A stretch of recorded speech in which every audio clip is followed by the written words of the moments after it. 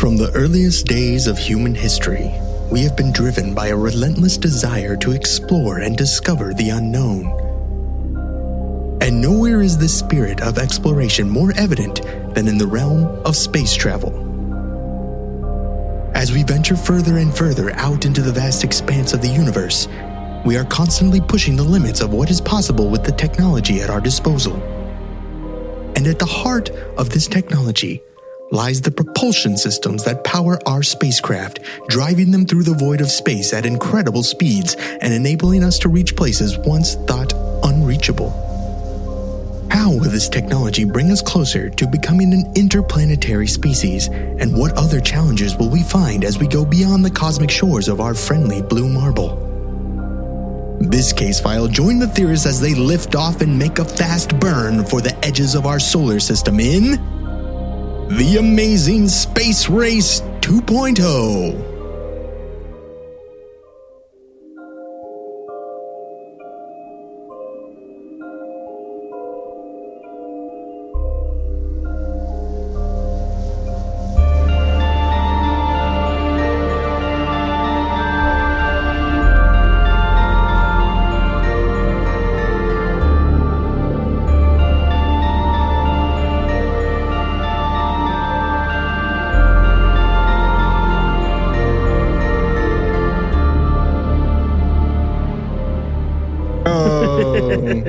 Come on, countdown, boys. Let's go. It's fucking 7:44. What the fuck? All right, I'm recording now.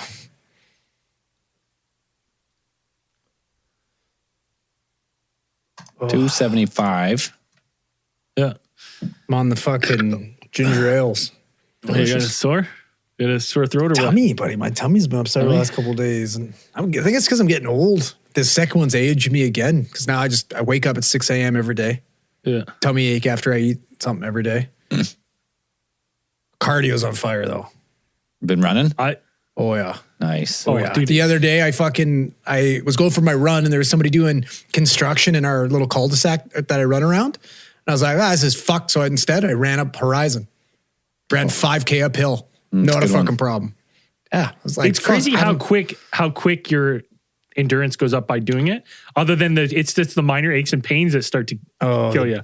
Dude, well, my feet have hurt from the minute I started to now. Like it hasn't changed. It just hurt all the time. So I just try to tone it out while I listen to Harry Potter audiobooks. Yeah. All right. All right, I'll bring this one in. 275? Yep. Do we know what we're going to call it? Yeah, Dan had a name. Transversing the universe. Yes. I think it's called Space Race in the... Space races or fucking wacky space racers? I don't know. Couriers to space. Welcome to Alien Theorists Theorizing Case File 275. Traversing the stars. I instantly forgot all the names we just said. Which one, Dan, which one did you say? I said a couple, so I didn't... What was the first one? It doesn't matter what the name is, all right? I know. Yeah. Wacky space racers, because I think of wacky race. Yeah, okay. It doesn't fucking matter. Wacky races comes to mind right now. Today, we've been lining up a lot of interviews for, with guests and stuff. So we're taking a little week off, having a couple brewskis with the boys. I'm Braden. Zelt. I'm Dan. And I'm Andrew. And we're going to be talking, just theorizing bullshit about traversing the stars. How would we get across the galaxy? How would we jump dimensions? And fuck them aliens. Get them aliens. That's the end goal. You got to always remember when we're thinking about how we can go to the stars, the end game is clapping cheeks. Right? So humans we need a purpose to get there. Yeah. Hybridization. We gotta save our species. It's our pot of gold. It's the James T. Kirk protocols, like they're banging different alien everywhere you go. That's what we want to do. Speaking of James T. Kirk, like how many, like they obviously had treaties that's probably a no-no, I would imagine, to just like have all these like interspecies erotica. Well, aside from the Prime Directive, I mean, there's not really. I mean, long as they're already like a spacefaring race. I mean, you guys can. It's fair game. That's fair game. But if they're How the not, guy you draw the line at spacefaring. Well, yeah, They're not in it's space. like, well, you're not supposed to. Well, the Prime Directive dictates that you can't like interfere with a species that is pre like warps. I think it's pre-warp technology essentially. Like you're not supposed to interfere with them until they've reached a certain technological level to bring them into the Federation. But when they jump stars, they're fair game. That seems weird because it's like your race just starts jumping space and then you're getting manipulated by James T. Kirk to bang your women. He's like, yeah, where's your home planet? How's that guy not fucking died from space AIDS yet? Man. It's just advanced Federation medical technology. Man, you can't escape spades. All right, space AIDS is going to get you. So those nanobots he's got carried in his bloodstream. Yeah, nanomachines, son. Yeah, attacking every virus. That's interesting. That'd be like, I feel like some sort of sexually transmitted disease would be the first thing a human gets. Hey, maybe that's where fucking AIDS came from. Fucking aliens. We don't really Antonio Villabaris and his sex jelly. Aliens, they're thinking the same thing we're talking about. Why they need a reason to come to Earth, and that's their reason. Banging us. It's clap cheeks. Clap cheeks. Well, that's everybody's getting probed. Yeah. That one dude that paints pictures about it. We talked about it. Oh, that's true. Oh, yeah. Yeah, right? That's true. He's got a lot of those paints. A lot of time on his hands. What was that guy's name again? Fuck. I can't remember. I don't know. Yeah. Anyways, today we're just theorizing about different ways. Space AIDS. different ways you can get space AIDS. And how you can jump through, hypothetically or theoretically, or just straight out science fiction. How do we get through the galaxy, through stars? Yeah, space. How do we get through? How do we bypass the insane straight line distances in a timely manner and get to where we need to go without taking 10,000 light years to get there? Because right now, like we just had what was it, a week ago, where the SpaceX, it was going to be the heaviest rocket ever launched, like the biggest rocket, and it failed. Like even like our biggest rocket that we have today is going to fucking take forever. Like to get to the nearest like habitable zone, habitable star. Like this is not how we're going to ensure the human race spread across the universe. We need to figure out some sort of alternative method. So it's like when we start to look at extraterrestrials and stuff, and what are they doing? It seems weird to me because one of the things that I always was kind of thinking about when we were talking about doing this one is that I guess you would have to have, I guess depending the alloys, I guess, while I'm saying it out loud, but I was thinking it's easy once you're in space to have something lightweight. You can probably have it more fragile, but then to go from space to land, it's like, then you're having already issues because you're like, all right, well now it's got to be a little more durable or you can't fucking melt on entry. Like there's all these problems with that. And not only that, just organic life just doesn't do well. Like we start to fall apart, our bodies fucking apart. Can't hang around. So like, what do you think? What do you think's the most viable right now way that we could traverse the stars? That's maybe in our grasp. We'll get crazy later. Yeah, it's definitely, what do you think's in the closest? It's definitely not burning fossil fuels out of a rocket. That's definitely not what the ETs are doing. Yeah, has been our pretty much our prerogative for the last almost century now of propulsion technology is just like putting bigger rockets with more fuel, more explosions out of this nozzle, bigger battery rockets. That's all it's pretty much been for the last things. But there's a lot of exciting technologies that actually have cropped up in the last couple of years that we've got on the horizon. One of the ones that I came across, and I read about this one. There's kind of one I remember reading about in a science fiction novel that resembled this, but there's one called the rotating detonation engine, which is like if you needed a crazy. That's from America. Has to be. If you needed like a more dangerous sounding engine, I don't think you could really find one with this one. But the Germans could definitely come up with a more dangerous sounding engine. Probably all their names are dangerous. Yeah. But yeah, so essentially this one is designed. It's just like a series of explosions in like a barrel, like a circle thing, and it's just like it like produces its power, but it actually uses less fuel than most of today's like modern propulsion systems. So Combustion. you're just like constant, which is there's another one that I remember reading about where it was essentially like you'd have like a craft that would just kind of like drop out like little nuclear explosives like behind it as it would go, just use like riding the waves of the nuclear explosions, just keep accelerating to like, you know, pretty much like, you know, close to not like half the speed Just of light, keep whatever, pushing it something forward. like that. Yeah, you just like you just ride these explosions, just like nuclear. You're just dropping nukes out the back and just like pushing you forward. Which See, that's kind of what I was thinking would be something that we would do, but then eliminate because that takes you to half the speed of light. But then it's like if you get once you're in space and say if you have this heavy craft, once you get it moving, it's like I think that getting it going at a certain speed is hard. Then speeding up probably. I mean, I'm not a scientist, but I figure like, I'm like, it probably isn't that too hard to get it to go faster. So then I was thinking about light sail technology. Like if you were riding these nuclear blasts and then it's like, once you get to speed and you're like, okay, fucking, we're out of nukes, boys. You just spread the light sail. And we talked about it on I think the last Space News or a couple of Space News ago about having some sort of like laser that fucking from Earth that just fires in space in one of the, what's the zone where they don't drift away? Again, I can't remember range points. Yeah, and then just continually fires laser bursts into this light sail to speed it up, right? Once you get to that initial speed, the amount of energy though, you might as well just use the sun at that point. Like the farther away you are, like that, the stronger your fucking pulse would have to be. Have you seen our laser technology? These green laser pointers are getting crazy, right? Another 5-10 years, right? You're gonna be taking down planes with these things, chopping them right now. No, but so this detonation engine is pretty much just it's just a more explosive version of what we're doing. Pretty much, just more dangerous explosions in a rotating. Sounds a lot crazier. Supersonic combustion that uses more power while using less fuel. The thing about accelerating to that speed, though, say you get to like half light speed, I think you can get there. Then you get to like the solar system you're trying to go through, and then how do you slow it down? Like you need just as much energy to push you back, to go back, to slow back down to a point where you could like get caught in gravity of the planet you're trying to get to.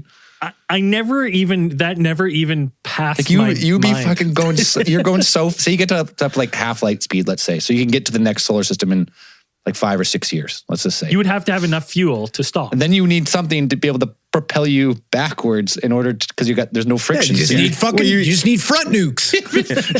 Well, you'd have to reach a certain point. There would be a certain point they'd probably calculate out to be like, this is where we need to start our deceleration burn. And it's like, it would be like hundreds of thousands of miles. It'd probably take a year to speed up and then a year to slow back down. Like it'd take forever. Could be something. So like that. not the ideal way to get to the next solar system. I mean, you would probably essentially. I mean, one of the more accurate, what some people would say, so like more of the accurate depictions of like space travel and the stuff that technology would kind of put the strain on us is like the expanse, right? And they kind of talk about you'd essentially like you'd want to keep your acceleration, you know, and we just talked about it, the kind of strain that space travel puts on the human body. You want your acceleration to pretty much resemble Earth gravity is what you want. So was it like 9.8 meters per second or something like that? Like our gravity, you want that to remain so it doesn't put too much strain on your body. You could probably go a little less or a little bit more than that. And then when you decelerate, you'd still want to maintain that thing. You know, you just flip, you go one way with the ship and then you just kind of flip it around and then you just like, and then you would just start your deceleration part, but trying to keep it at that acceleration.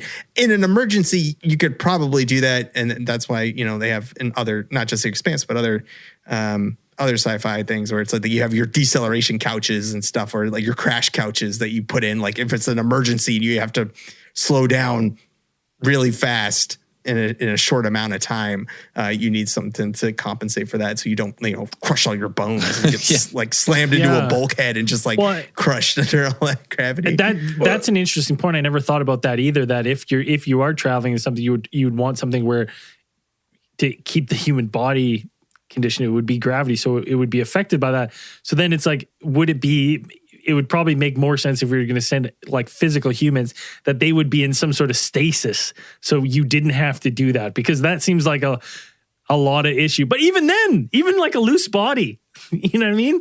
Floating in space, I imagine there's effects that even like someone in stasis, but I guess you could pressurize pods or something. Some type of pressurized pod would have to be. But if you were in a pressurized pod, wouldn't you still feel the effects of like you stopping and accelerating? You put them in some kind of like gel or something. Yeah, like some type of. I've seen some jelly. Some kind of yeah, you pickle them. Yeah. So like I would imagine like we could go through the cause, like what happens to the human body in space. But like I would imagine if we are traveling space, we're going to be traveling for long durations of time, right? Mm-hmm. At this point, yeah. So right now, in my head, it would make more sense to actually like start addressing how we could adapt to these situations, right? Because then like it's something that humans can do. We've done it. We've done it on our own planet. We haven't done it, extraterrestrially yet. Space but like babies. you look at the fucking Sherpas, right? And the EPO and I forget where those guys. Who are those guys that can dive to the bottom of the fucking those ocean, the island, sponge divers people, or whatever? Yeah, right. Like we've seen the human body adapt to like harsh living conditions. We've done that. So, it usually takes, I'd imagine, thousands and thousands of years to make those adaptations. But like we're forgetting one major thing is like we are developing technology now to literally fucking gene edit. We could CRISPR our way out of the effects of space travel. CRISPR our way out of these issues, right? Like, because we're learning, like, with Jesus, what's his name?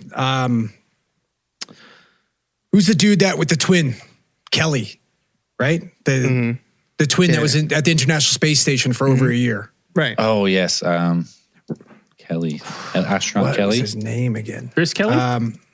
Scott Kelly. Scott Kelly, and then he's got that twin brother, Mark Kelly. And so after Scott Kelly was at the International Space Station for over a year, when he came back, they checked, him and his identical brothers, like they basically did complete a medical analysis, and Scott was shorter, he was nearsighted, lighter, and then he developed some issues with heart disease. Like obviously, like your muscles atrophy while you're in space, while your heart's a muscle, that atrophies as well. It actually even changes shape due to the fact that you're circulating a lot less blood volume, which is super interesting. But anyways, so you see all these fucking changes that are happening in space. We can kind of anticipate that now that we've seen what a snapshot of that looks like over a long period of time. And we can start working on maybe getting the human body to adapt to those situations.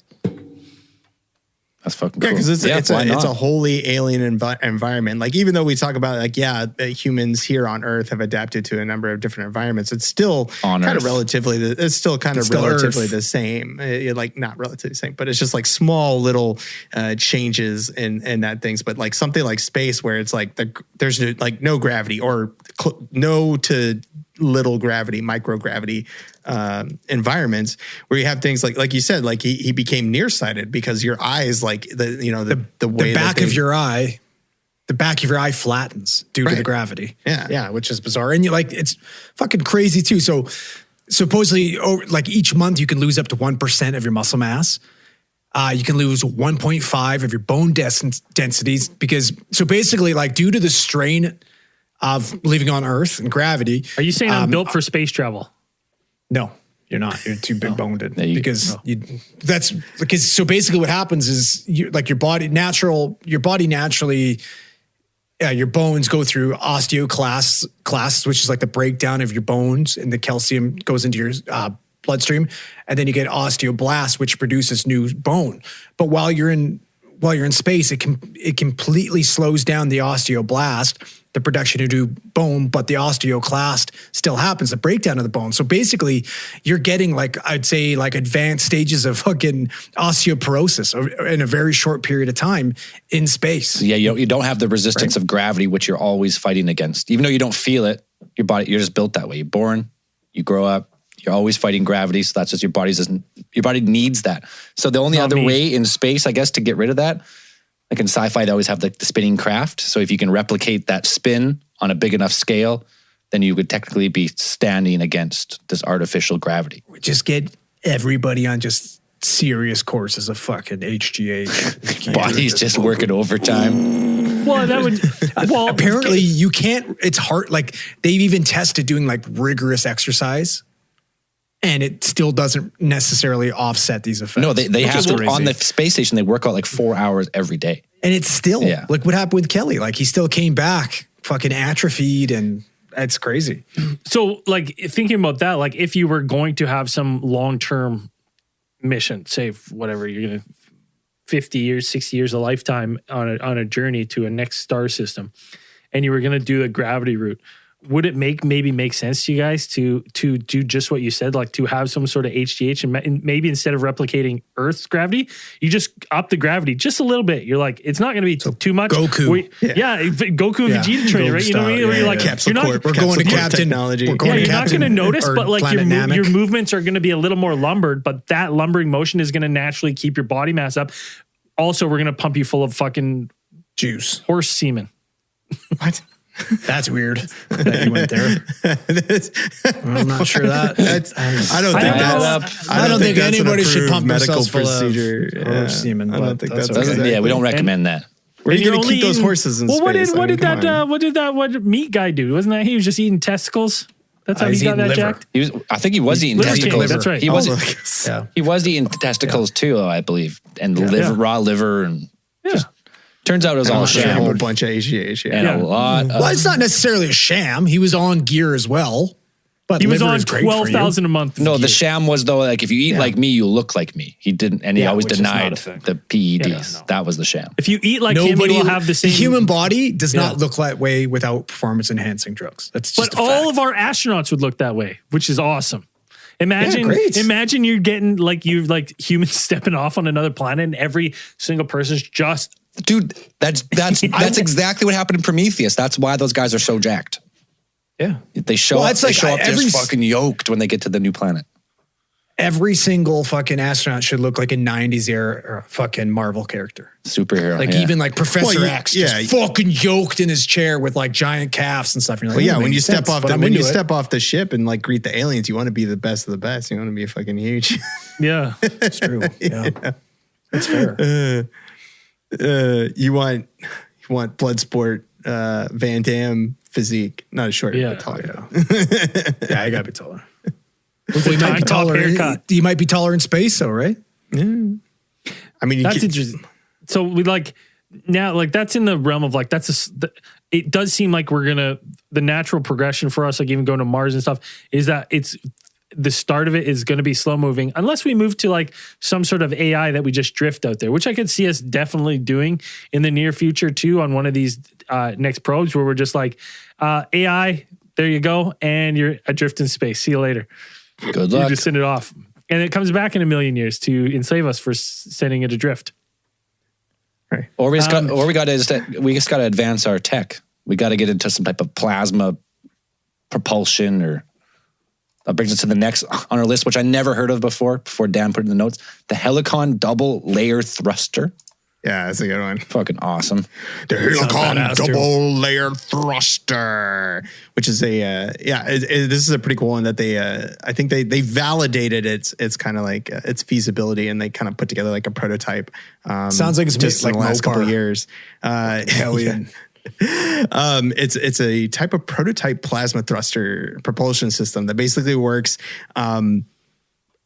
They inject gas into like a tube, and then they run radio signals around it. Essentially, they have these two like antenna that just like they have like radio frequency AC power go through there, and it charges the gas and electromagnetically ionizes it, and then it pushes it out through like one layer, and then they push it through another layer, and then it comes out the back all purple and cool and fucking rad. Oh, buddy, that makes perfect sense. It's like, so we make our fucking ship, and then we got our Jack dude fucking flying it, who looks exactly like Vin Diesel. And then to initiate the Hellion, they got a little red button, and then he says family, and he hits the red button. It's just like fucking nitrous shooting out purple, and then we're in space.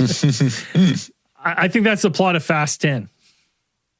Fast X. There's Fast fucking X. 10 of them already? I think so. Or it'd be fat. No, it's when we get the fast triple X. XX 30. Oh man, it's like crosses over Xander or whatever his name is in Triple Well, X. they just start. It's the same. They're brothers. They're long lost brothers. They either clone Vin Diesel or they put him in stasis and they just keep popping him out. No, yeah, but no, because remember the On the count of Xander or whatever, three. the guy from Triple X. Yeah, on the count of three, name your favorite three. 1, 2, 3, family. They stop fighting. I did this for my family. A stasis Vin Diesel pulled out a stasis like a Demolition Man style, pulls out and meets cloned John Vin Spartan. Diesel. No, meets cloned. They've been cloning Who is him. Is it Xander? Who? What's his name from Triple X? Yeah, Xander, something. Xander Cage. Yeah, Xander don't Kane remember. or Xander Cage. Yeah. So then they movie. team up and then they Have go to. and they. Well, no, they fight at first, like Braden said, but then right. they realize their mom has the same name because they're fucking clones. No, they're all about So family. they stop fighting. Right. No. Well, Yeah, their their mom mom is has like the same thing 'cause it's like because kind of the it's the same same person. mom. They are family. Yeah. That's what I just said. They are, Yeah. yeah. Shit. Yeah, that's good. We put it all together. That's It's good. done. That's good. Yeah. Damn, call Vin Diesel right now. So that's Helicon double air thrusters. Buddy, that's the name of the movie. Helicon, double diesel, double layer. I mean, yeah, those things like pop out of the back of his fucking freaking his car and just like, oh, that'd be rad as fuck. I mean, yeah, I mean, it's like we said, like there's tons of stuff going on right now where it's like they're doing these things, but most of these technologies that sound really cool, and it's like, yes, they will get us to certain places, and yes, they're producing more thrust with less fuel or things like that. It's like they're still only getting us so fast. Like you're not really doing anything that we haven't kind of already seen. It's just you're just going a little bit faster, or you're pushing a little bit faster. But anything, we're not getting the kind of stuff that we would imagine that extraterrestrials are utilizing right now. Namely faster than light travel, FTL. We're not to shorten that bridge.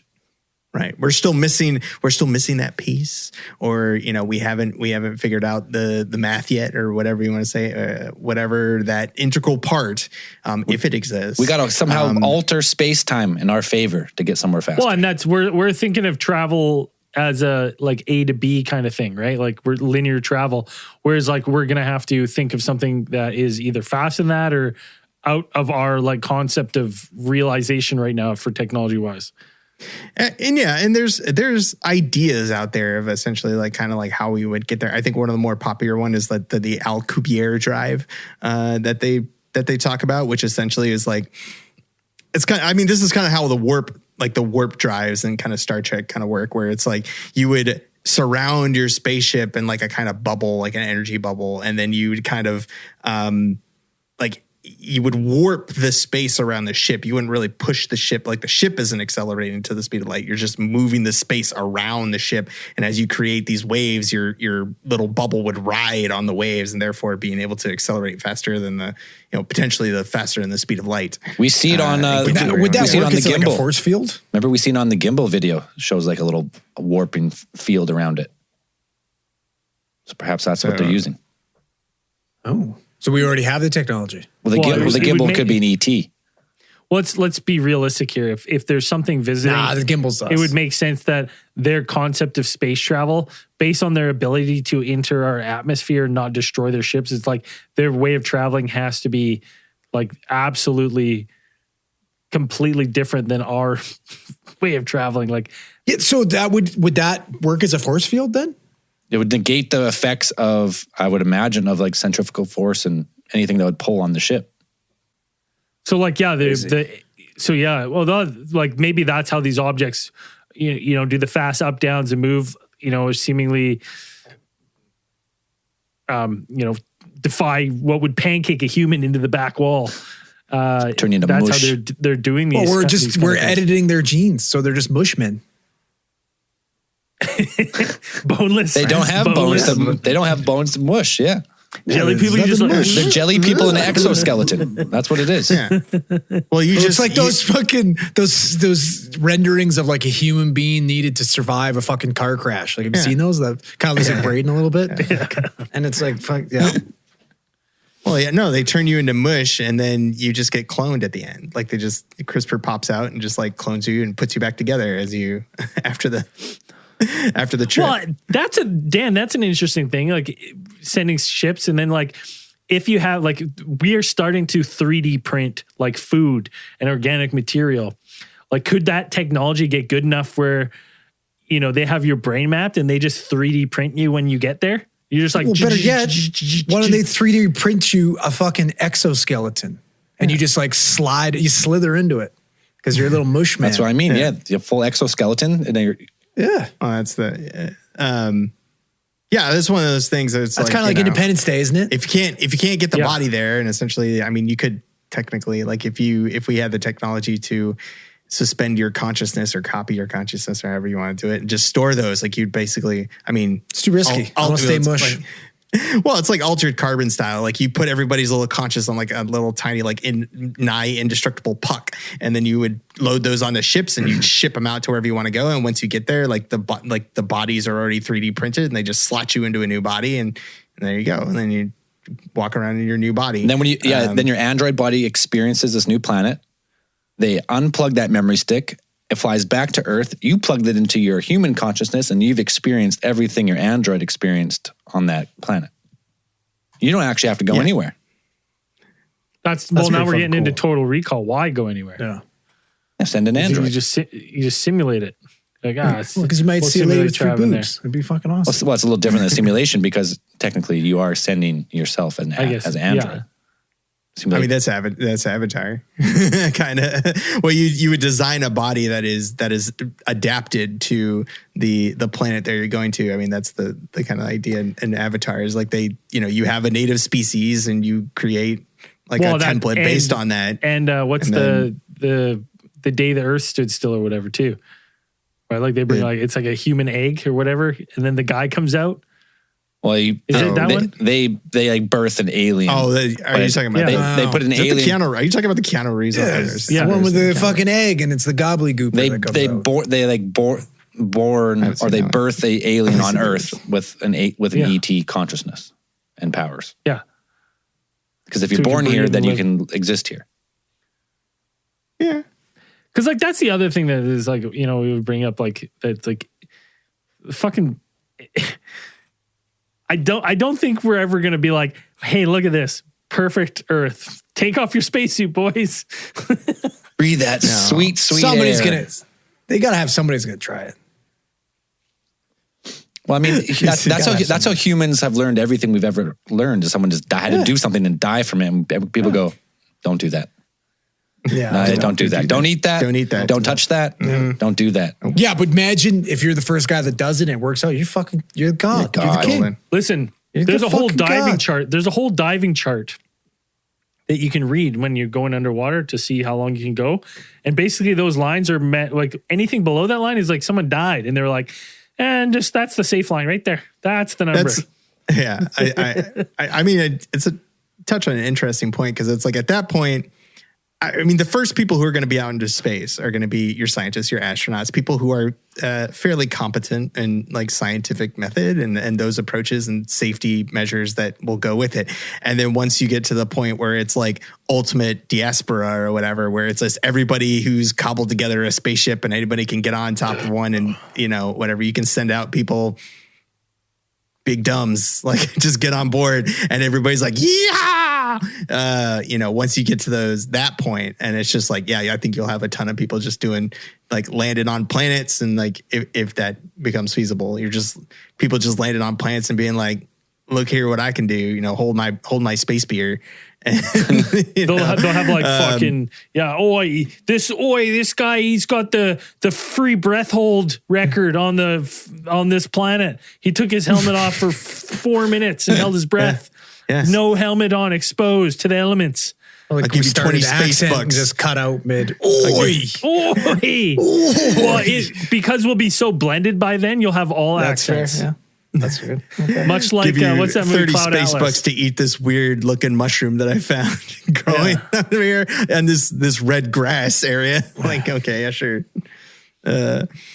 I'd find that, that'll be, but then that is part of exploration kind of. It's just like, like you guys said, that's like people just kind of doing things and, the human curiosity factor where it's just going to be like, but eventually there will become a point where it's just like normal everyday, when space travel becomes everyday ubiquitous or something like that, if we ever get to that point and you have people just who aren't exactly qualified to kind of just do stuff. They're like, this plan is fine. Like it's normal and they can just land there and adapt to it. and whatever. But it's going to be that'll be an interesting time when you can just hop a space freighter and just be like, yep, all right, we're going to this place. We don't really know if this planet's safe or all that nut, but it's got somewhat breathable atmosphere. I don't know. It's like you might need some gene therapy, or you have to wear some kind of small rebreather when you're outside, I assume, or something like that. But yeah, and then you're just kind of like, go. Good luck. Well, and that's crazy to think, because what you said is like when we get to like everyday space, and some of that was like made me think about the next point there is like we could potentially, we've talked about it on various spaces, various episodes about like, potentially building these giant spacecrafts out in space, because lifting off these huge crafts from Earth is unfeasible. So we build these crafts, these mega structures in space already, and then travel. So potentially sending groups of human on just generational voyages where we're just like, this is going to take 3 or 4 generations to get to the destination. And there's going to be, 2 or 3 generations of humans that live and die on the ship on the way. And it's just like, this is the life they will know.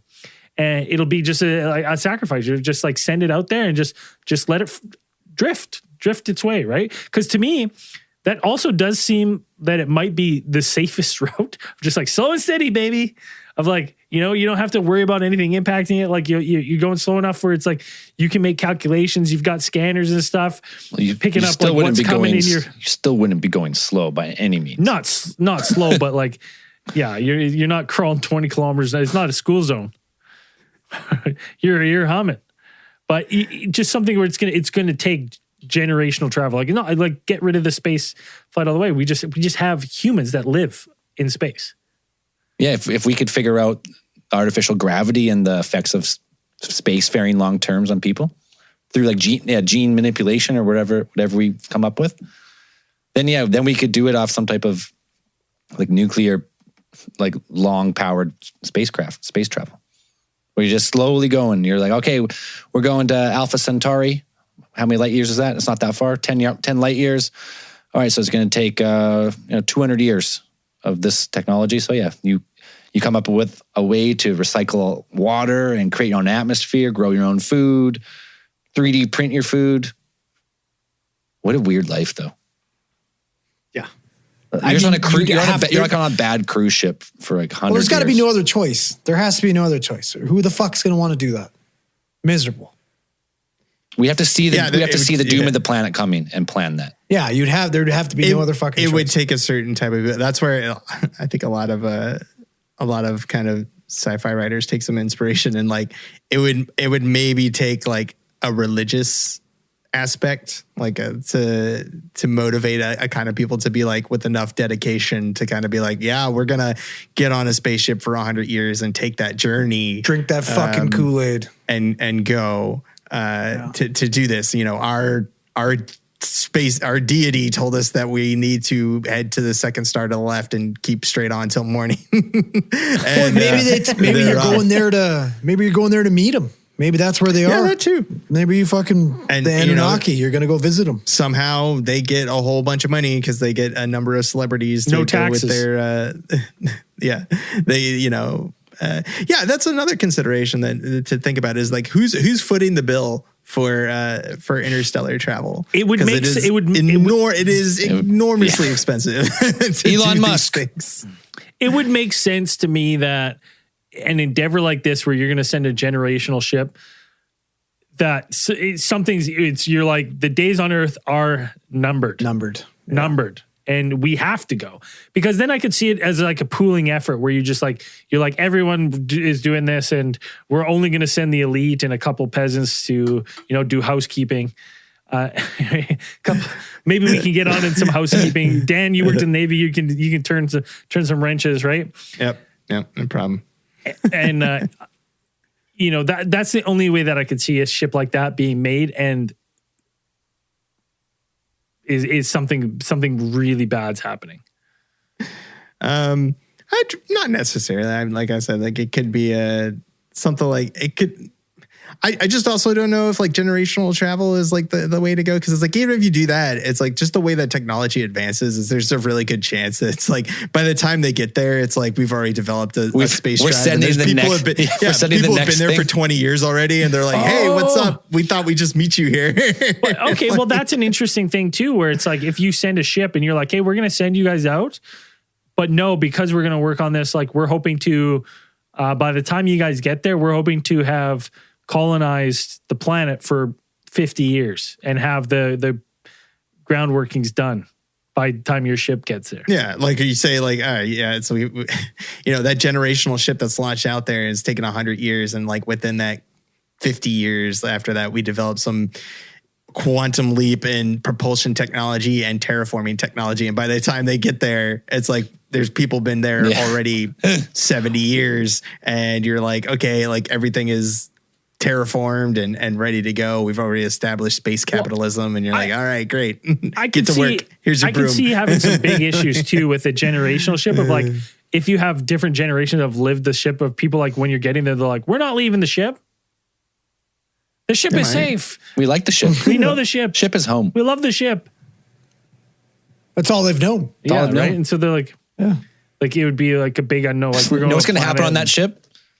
Someone's going to start like a new religion, and then they're going to become God. And then the ship, like they own the ship. That ship is their creation, and are going to brainwash all these people on the way to the planet, and they're never going to get like off. Lord of the Flies. That's what would happen if like multi-generational ship. You would have some fucking. I bet you would have some interesting things transpire in a 3-generational ship. It'd be fucking wild. I mean, yeah, like maybe 200, 300 years. Like if stuff went real crazy, yeah, you probably could do that. But I don't know, because you'd still, like with those ships, it's like if the ship was totally automated, maybe like all this stuff was automated and you left humans kind of to their own devices, like shit might get really weird. But like if it was something that like they had to maintain it, like they have to maintain it and be able to fix a ship. So these people have to be trained and qualified, unless it's some like fucking Warhammer 40K Mechanicum stuff where they just worship the ship and they're like, we apply the holy text of the Mechanicum, and it's just like it's a technical manual, and they're like reading off the instructions. Thou now turn lever to be switching over air ejectors from, but and they're just like, that's a whole ritual that they do. I mean, it could be something like they incorporate it into their religion. Yeah, well, maybe. Like, think about how much information we've lost in 4 generations. You know what I mean? Like even that, like 4 generations of humans, like, like, yeah, we know, we have a good idea, but like, we don't know everything. It's like, now you can find them in the shit, like the crazy shit that would go on. Like, we write stuff down. Like, what did we lose in 4 generations? Yeah, we losing 4. Tons of stuff. I'm confused. The world's largest ruby. Did I little anecdote? We lost the world's largest ruby. Listen, I got a little anecdote. My parents are visiting. There was a news report on today, and it goes, the world's largest ruby is going for auction.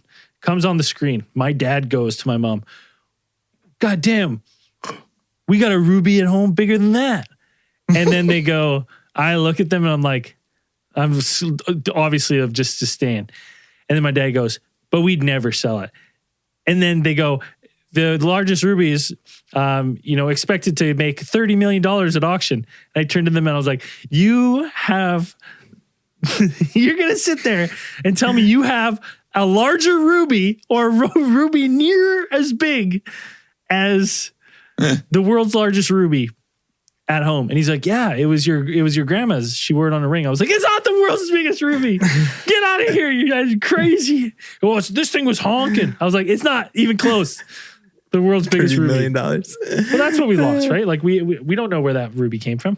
I don't know where it came from. But that's not like information. That's just like a thing. That's like, Then what if they have what the world's... What the fuck made you go there? Yeah, how did you get to the world's largest ruby? The world's largest ruby. Okay, but that's like I didn't lose the knowledge of like how to like. But I'm saying that is little like, fucking monkey playing water, symbols in your brain. How does it just come up with that? World's fucking largest. We lost so much knowledge. Like the knowledge of where the largest ruby is. No one knows. That was actually in the papers that burned in the library. No one knows how my grandma came into possession of the world's largest ruby.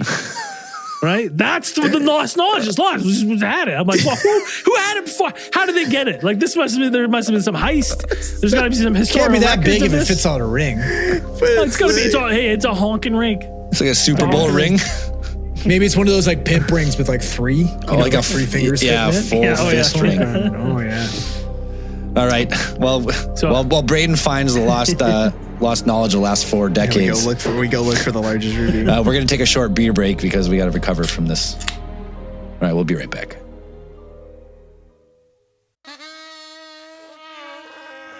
That's the sound of your current hype level at the gas pump. But brace yourself for something fuel nominal, because Unleaded 88 is about to take the hype to a whole new level. Unleaded 88 is cheaper, cleaner, and greener than regular unleaded. Plus, it's homegrown, making Unleaded 88 the clear choice at the pump and totally worth the hype. So pump it up with Unleaded 88, brought to you by Iowa Corn. What else did you find any other lost technology that came up? No, just rubies. Just Finding more rubies lost gemstones, world's largest gemstones. No. Can we get a picture of this ruby? I'll try to get it. Yeah, well, I was telling Dan Dan on the break because I looked up the world's largest ruby. So, in order for the ruby my parents have to rival the world's largest ruby, it would have to weigh near or in excess of 8.2 pounds, and it's fixed on a ring. Imagine having that on a ring. It's like a fist. Your great grandma had just what, like, remember Armathy? Yeah. Your grandma's got an Armathy. Yeah. There's no way. All right, so that also we were talking about that brings up. We were talking about generational travel, but what about if you just freeze everyone, shoot them off, unfreeze them when you get there, like Walt Disney style? Cryogenic. Well, to be honest, I would say that some sort of stasis with an AI running a ship would make more sense if you're sending organic material, like biological matter. Then, because I mean, ideally, it would make more sense to just send AI, like some sort of AI itself. But if we haven't merged or something with that, and you're going to send some organics, that to me would be the best thing. It's like, go for a nap. You wake up, it's been 10,000 years. You're there. No, man. Listen, we learned that from free. And then it's time you learned that from John Spartan. He was aware the whole time. He knew what happened. He was go crazy. I did. You go from John Spartan to fucking Simon Phoenix in no time. Yeah, crazy. Yeah. Easy. Go nuts. Like, yeah, that would be it. Like getting around and trying to get around that idea or the hurdle that is like transporting humans in a reasonable amount of time and reasonable comfort getting there. I mean, we've seen, even cryogenic technology right now is like Stone Age. Like there's any of it is they've pretty frozen much like, people, but no one's ever been revived. Oh, but yeah, we did. Nobody. Yeah, exactly. Nobody. There are people who are frozen right now, and it's like with they had that one place that like they had like an outage and like a bunch of people like thawed out. Like, but yeah, it's like we haven't even perfected or even like close to made strides in cryogenic technology, and it's probably at the bottom of the list. I would think like just the facts of like having. One of the most feasible ways to kind of transport people. But as far as like, saying like, okay, we get past that. And then you're like, okay, what we're talking about like how space travel becomes like just the everyday. Say we have like, now you need to profit off of that. So it's like, what if you get money by like space tourism? Like, where are you going to go? Like, where are you going to go in our solar system? I think would be cool to have like space tours. Like, it would just be really fucking neat. Was it Star Tours? There's like Star Tours and yeah, you'd have legit. Yeah, it's when you go to see like Gloria Estefana's house and shit like that.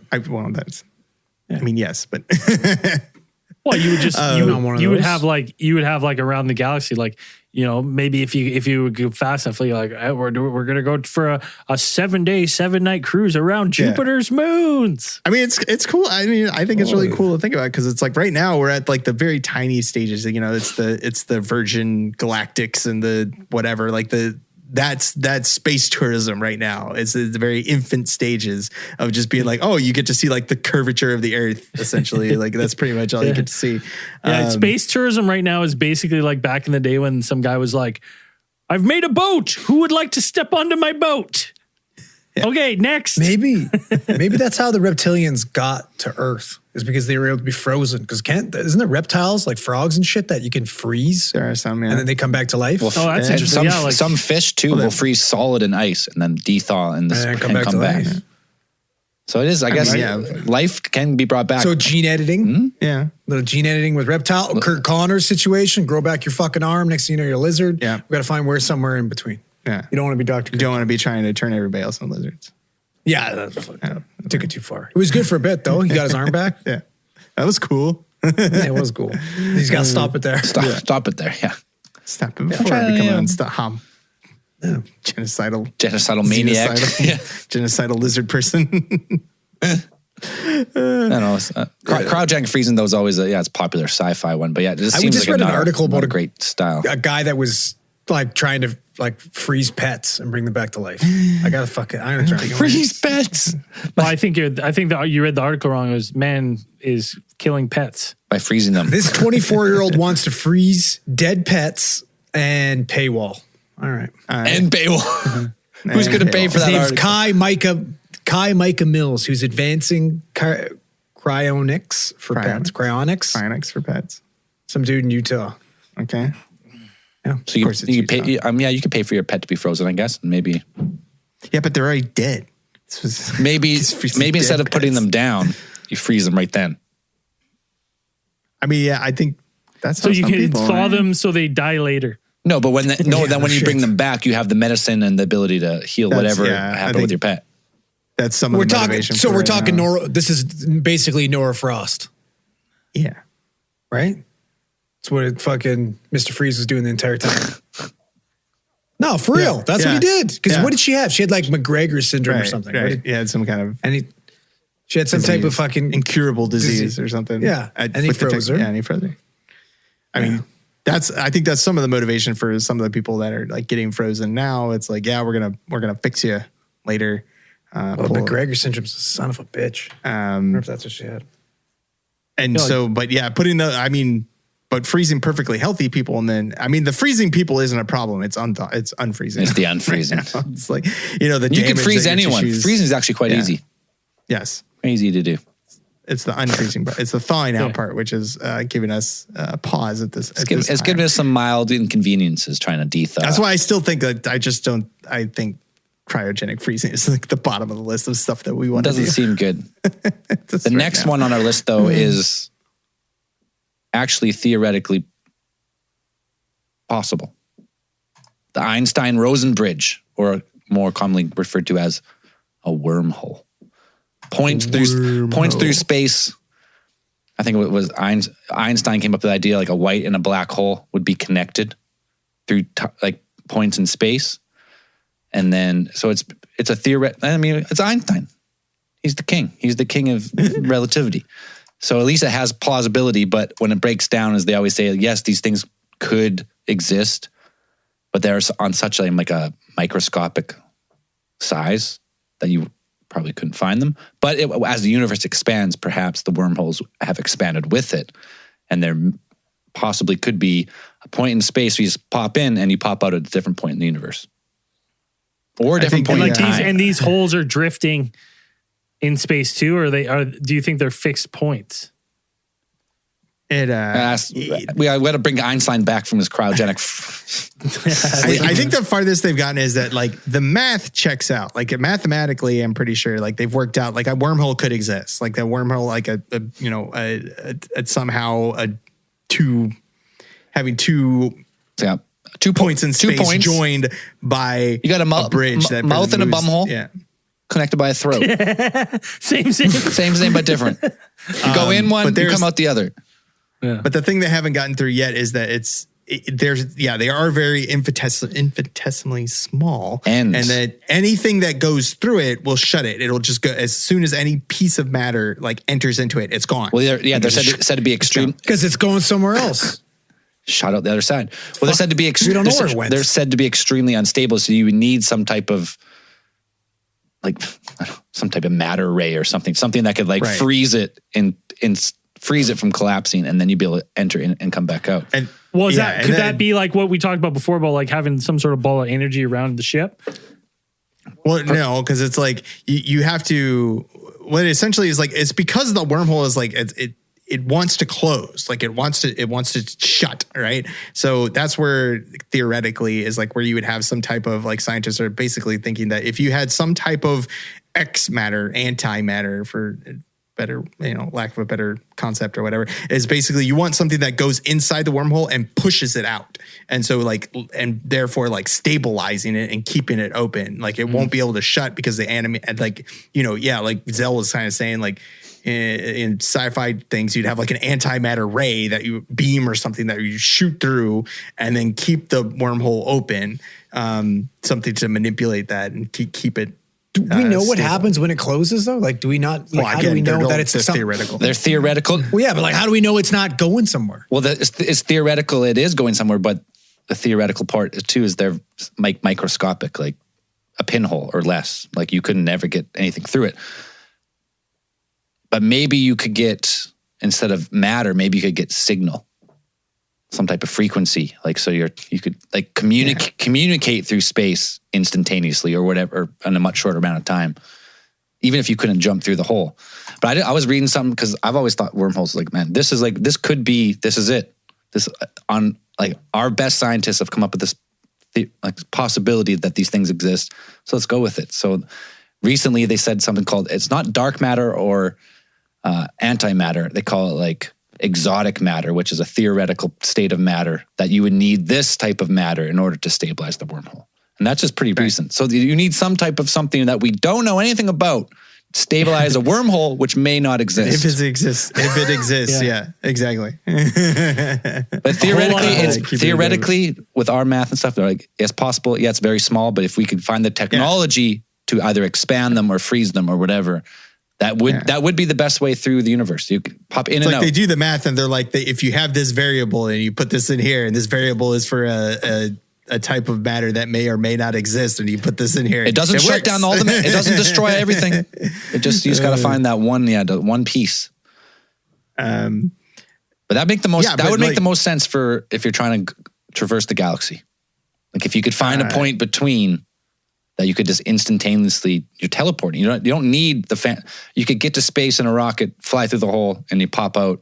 But it's like Portal. You just would go through and you're out the other end. Yep, you've traversed. But I guess that's another thing. That's another thing about this, though, is they're not sure if the throat, let's say, is straight, or does it? You go in and you do some weird spiral. So maybe it's not a throat. Maybe it's more of like an intestine. Long intestine, small intestine. To large. Small and large, yeah. Maybe. And you just twist around in there. Then you got to get your way to the colon and then... Or you get stuck in there. You get stuck in between. And then you're in limbo. Well, you need the fucking mesentery. Is that what it is? The which? Like you mentioned before, the idea that communication would always be a problem as well. Like once you get to a certain point, like your communication isn't going to be instantaneous anymore. You're sending signals that will take, hours, if not days. And like some places, in cases, it would be days, and it could even be like years if you're far enough away to get back to Earth. And this is the kind of part that always interests me, is like once you get past all the science and stuff and of getting out into space, you break it down into the more like human aspects and like the politics of space. And it's like, what happened? How long until humanity splinters into its various factions of being like, well, Earth is no longer the center of our species, and we move on to when do we get space pirates and stuff? We find a planet. America finds a planet. It's just called America, not Earth. Just not Earth, not Earth 2.0. Just America. America 2. Well, it seems like that would have to be a priority that we, and I know a lot of science fictions will call it like an Ansible or something, instantaneous communication. That to me seems like it would have to be a priority, because if you left and you're basically cutting off for such a delay, and the delay is only getting longer and longer the further you you get away. At what point, you're not so much expanding the human race as you're just starting another human race. You know what I mean? Like, I think the goal would be to have that connectivity if you're going to be spacefaring. It's like, oh yeah, cool. There's humans everywhere. None of them have any idea what each other's doing.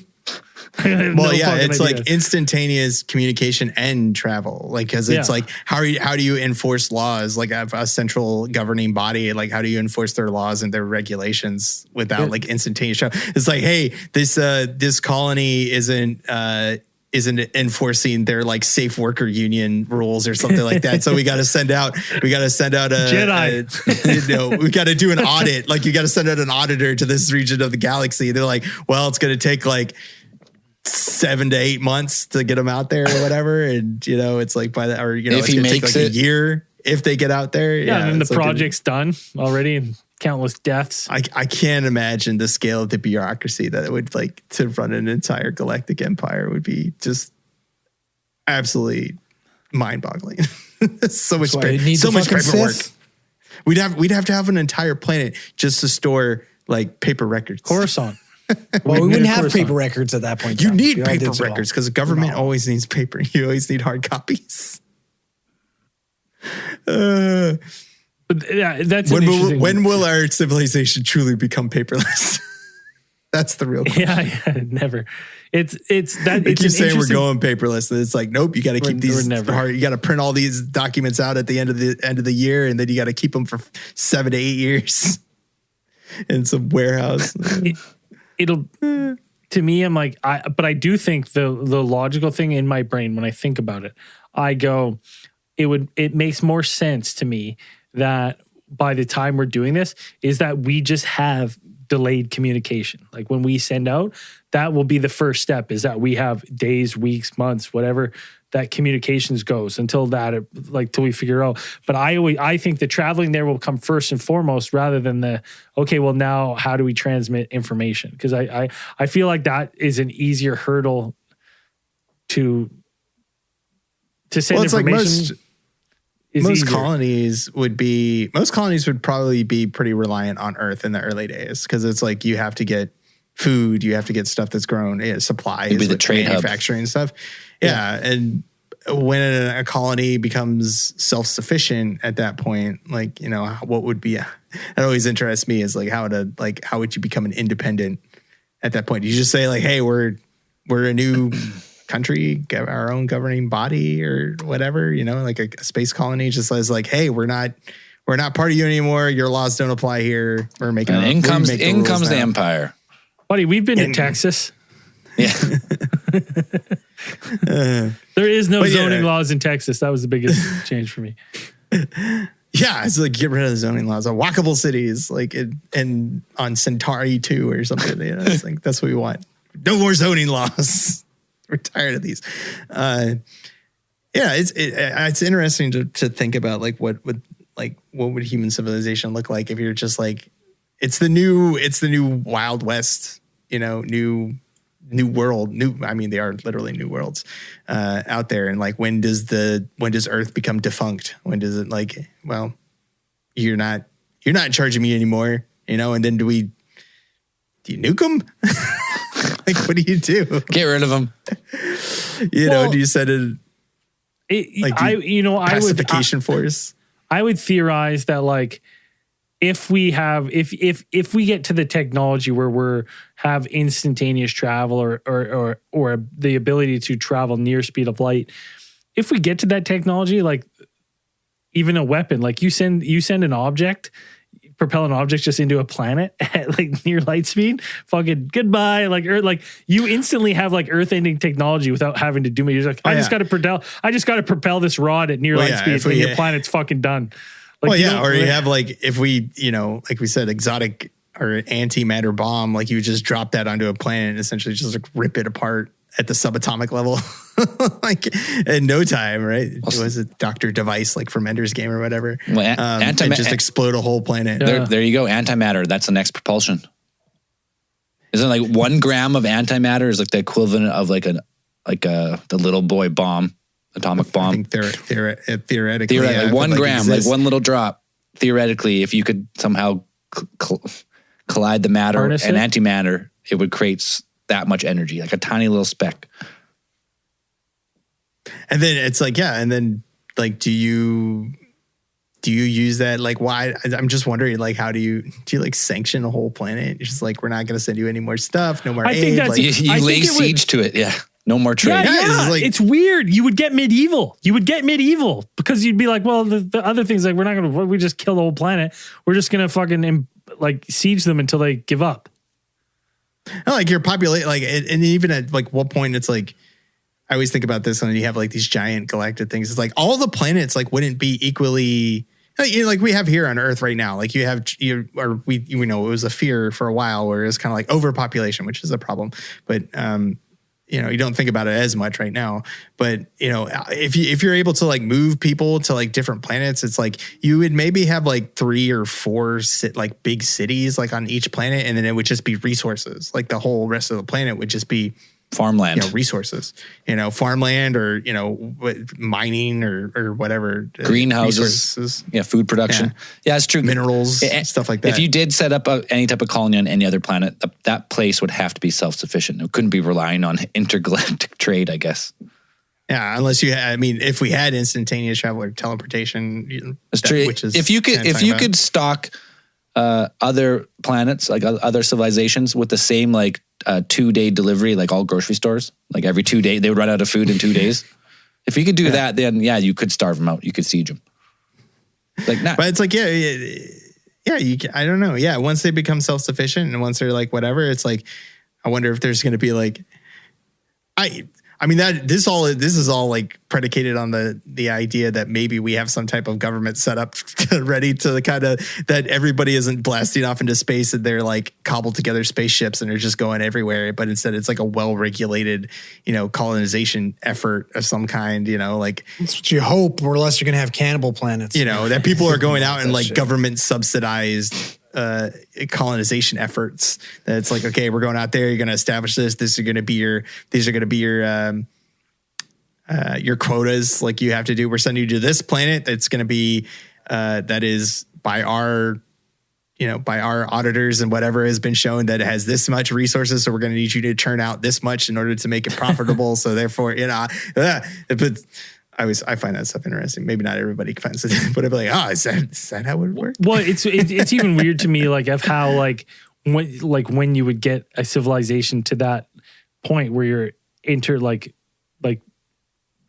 spanning galaxies and different planets, of like it at some levels it would feel more primitive between between them. Yeah. Like you'd be living like an 18th century life, like on these planets. You'd have like cars and stuff like that, but everybody would be all spread out. Your neighbor would be like, it's weird. 10 miles down the road. It's weird to think. Lots of space. You're just like, oh, there's nothing here. Like we have no infrastructure. We have no cars. We have no nothing. Right. They're like this place is completely barren, and we're just like, oh, we're pioneers now, but with fucking limitless technology at our fingertips. Yeah.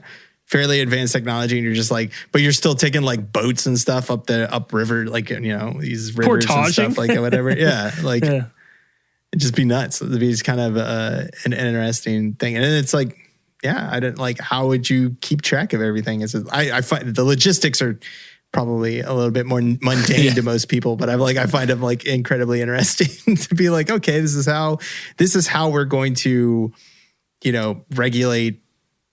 Even zoning laws. Yeah. Are there going to be zoning laws? Like, how do you build your cities? You can't have a legal suite on this property. Which side of the road are you going to drive on? Those are Earth laws. What side of the road do you live? What side of the road do you drive on? Is it determined by like if British people land there, or like versus like, probably. We drive on this side of the road.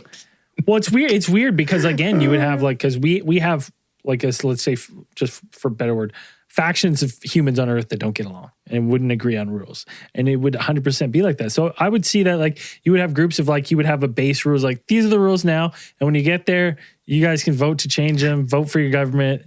But then you would have also like Space Putin, where he's like, these are the rules. Right? Yeah. It depends on what shape a government would, like a governing body of space would take, I assume. Like, well, you would have to have something else better than we have here, because it's just what we have going on Earth does not seem like it would translate well to at all to like a multi-planet species. Like not Would be even in the great. slightest. It feels like it would just be pandemonium. Be interesting. If you can, I mean, probably not live to see it, but it's like, yeah, it's I'm just sure like we're a few how- years away from that. Yeah. Wormholes coming, 2026. No, forget wormholes. We're going with quantum teleportation. That's the ultimate way to get around. Instantaneous. I no idea how it works, but I know it's theoretically plausible. Yeah. And that's just what you just fucking just dream you're somewhere else and you appear there. It's pretty much Yeah. like matters existing in 2 points at the same time, and you can teleport them instantaneously. I mean, you'd have to. Yeah. I mean, in Star Trek, it's essentially it's like launching data. It's basically data. Like, you're kind of just like turning your body into energy, data, whatever, and then you're shooting it out at the speed of light, broadcasting it to a location, and then reassembling it there. Which is like, even then, it would still kind of take. You're still limited by, like, I guess it would be like the speed of light, kind of. No, I think quantum entanglement, like quantum entanglement or quantum teleportation, is instant. I think no matter where. Right. I don't think it has anything to do with the laws of or the speed of light, and that's why it's like we're getting into exist. some fucking the ship of thesis here, where it's like, is it the same person? Is it a different person? They're both neither the person. They are the person. You got what happens when there's two of you? Which one is the real one? Every time you teleport, you prestige yourself. Make a Well, copy. that's a weird thing, is like, because if you completely disassemble a car and then move it, and then you're gonna lose a few. reassemble it, You're gonna lose a few screws. Yeah, you know what I mean. Like, and then you put it back together. Like, is it the same car? What and then what happens when somebody's just quantum teleporting themselves to one planet instead of population of just that one person? You're gonna put your. It's the planet totally populated by Bradens. Just like No, you're gonna put on your pants the next week. The pants you wore to take apart that car, and you're gonna find a couple of bolts in the pocket, and you're gonna go, oh, wonder if those are important. Oh fuck! There's a lot of fun theoretical ways that we could get around. Will we see it in our lifetime where they imagine this? Like, that's the huge breakthrough one year. Just like, we know quantum entanglement works and we can send physical objects to anywhere. Game changer. First, we got to find a cleaner source of energy readily available. But I think we'll have a proven theory of like some where we're like, this is how we do it. Well, I think we'll figure out some way of travel that we don't quite grasp now in our lifetime that definitely changes things in our lifetime. Will we be putting it into practice in our lifetime? Probably not. But I think we'll have it where they're like, this is the next step. And I think we'll know it in our lifetime, or at least I hope to. Or maybe that's just imagine that in like the Blackbird. No, it was a UFO. In 20 years from now, we figure out all this stuff that's been happening in the last like 15 years. All these military videos is just like we just got it. We got this new tech. And it was us all along. We're Earth's best scientists. We're working in secret on this new just like the new Manhattan Project in secret. Everyone was working on a little piece. They didn't even know they were working on it. And then they came up with this new propulsion and only a handful of new. And then eventually it comes tumbling out. And they're like, and they're like putting the astronauts on there. They're like, we're sending them to the moon. Psych, we're sending them to Alpha Centauri. Good luck, losers. They're like, all right, in this craft, we're going to send you to the moon. Psych, you're already there. You know what though? You're going to the Crab Nebula, suckers. As disappointing as it would be that these aren't extraterrestrial lives, and knowing that we're still right now alone, we haven't been contacted. I would be equally cool. Be like, that's fucking cool that we have this ability now. Like, we didn't even realize that we could do this. We did it all. They didn't give us no tech. We did it all. Figured it all out. That would be cool. That would be a cool. I'd be equally excited about that, I think. Anyways, I think we've gone through most of the main ones. So if anyone out there has a theory that you've been sitting on, then you don't want to tell the government. You tell us first. Make sure you reach out. Have I ever told you this guy I know, Gary? I think I think I've talked about Gary once before, but remind us. he says he's a contactee, and he says right. he gets contacted, and it's every couple years or something, and they give him another piece of the plan, and he has drawings for some sort of drive. He has them, and he's like, I don't really know how it works, and then he's like, I sometimes wonder if other people have other pieces of it, right? And he's just like, you should go on Reddit. He's an older dude. He has trouble with the computer. He's still playing SimCity 2000. That's awesome. I mean, why would you play any other one? Great game. Yeah. I was like, yeah, new ones. City's just meticulous. I'm like, oh, it's a good city. But so like, yeah, maybe it's a contact thing. We do have these things already. Maybe they're given like that, right? And the government's collecting these people that are having these things, getting these pieces of some sort of message that's out there. Could you imagine that? Like just like random humans, tons of them. Do you just have a piece? You just don't even know that. And then you get enough of you together. You're like, you look, when they say like, oh, sometimes a fresh set of eyes, like maybe you already had that information in and that's why you were needed to be on the project. Like you were the sole person that could, put that puzzle piece in together. You just moved that one piece, all clicked. Yeah, they're like, what if you turn that? And they're like, oh, I didn't never no thought of to that. turn it. So that's an interesting thought I had. But anyways, yeah, let us know. What your thoughts are. Fucking let You us got Which pieces side of of the a road design? do we drive on when we colonize new planets? Which side of the road do we drive on? I want to know. What system of governments will we use? It's gonna be What will the zoning laws first. be? No, the first plan is gonna be Wild West pirate law. It's gonna be fucking mad. What's the water quality? What's the water quality like regulations going to be? Yeah, who's Maybe testing? fucking Bear Grylls in it. Yeah, everyone's gonna need a life straw on that planet. Let's be real. Absolutely. I want to drinking no mystery liquid. All right, that was fun. Let's move on to Theorite of the Week. There's now a new easiest way to get Theorite of the Week. You got to be part of the show, and then you got to have an offspring, and they become the Theorite of the Week. No, you got to have a nepo baby. This week's Theorite of the Week is Bowen Ian Bloomfield, newest member of Andrew's family. Woo! Andrew and Jess, happy, healthy, sleeping, getting some sleep. Found out where I donated all my hair to. Came out with a full head, didn't he? A big, thick head. Full head of hair, his back, his arms, everything's got a little tail. He's just saying. Does he have a little For tail? sure. Yeah, no, he's good. Yeah, Oh, yeah. good? He's got a little tuft of hair right on his fucking above his awesome. ass. This kid got every ounce of my Lebanese genes.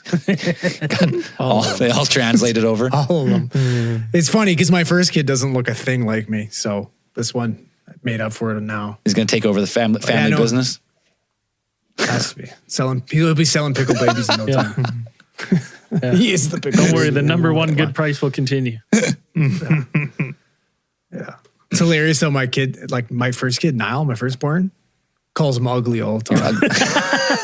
You're ugly. Just hanging out and be like, Dad, Bowen's ugly. Thanks, buddy. Like, he kind of looks like you, so. Yeah, it's pretty funny. That's funny. He's ugly. Yeah, dude, I was crying. They'll be battling before no time. I got some good fucking Niall stories for after hours for you boys. Awesome. Oh, perfect. Yeah. Well, if you don't have access to after hours, that's because you're not on our Patreon. What the hell are you doing? What are you doing? Better get to it. Figure it out. You gotta know by now. You go to alientheorist.com, you hit that support tab, you get early ad-free access, all the bonus stuff. We're working for you. Almost for free. If you donate on Patreon, you give us a couple bucks. We appreciate it. This week's newest supporters, we've been busy with a couple babies and doing regular case files. So if some people message, "Wait, you haven't read my name," it's because we've locked them. They've been locked up till now. So these are the Patreon supporters from this previous month. We have not read any of them, and that's our bad. But this week's newest supporters, Braden started off. We got Jose Galina, Inktress, Nick Fell, Cody, Interstellar, and Chris Langley. We got El Bubzo, Aslonix, Kylie Mead, Forbidden_Snowman, Lord Vampire, and Ape Underwater. We've got calm. Just calm. Just one word. That's very calm. Remo or Remen? Ape underwater. That guy's a beauty. I think he's back. I think we met him in Austin, I'm pretty sure. Ape underwater gone twice, little fucker. Ape underwater. You've got Ryan, another Ryan, and Richard Robbins. And then we got Jordan Boggs, Mush Life, Craig Perks, Kevin King Cuscos, and Alan Howard. Boom! Thank you very much for supporting the show. We appreciate it. And as we always say at the end of these things, keep those eyes on the skies. See you in after hours.